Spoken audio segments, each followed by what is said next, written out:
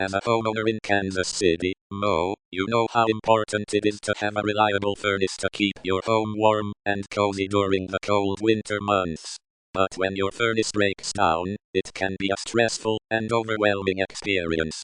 That's why it's essential to understand the common causes of furnace problems and what you can check before calling an HVAC technician. In this video, we'll explore the most common causes of furnace issues, including dirty or clogged air filters, malfunctioning thermostats, and worn-out or damaged components. We'll also provide you with a practical checklist to help you prepare for furnace repair services and offer guidance on the cost and urgency of the repair.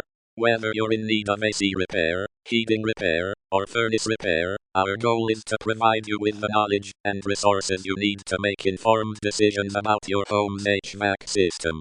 So, if you're experiencing issues with your furnace, don't hesitate to reach out to a professional HVAC technician for assistance. And, if you're looking for more information on furnace repair and maintenance, be sure to check out our website and follow us on social media for the latest tips and updates.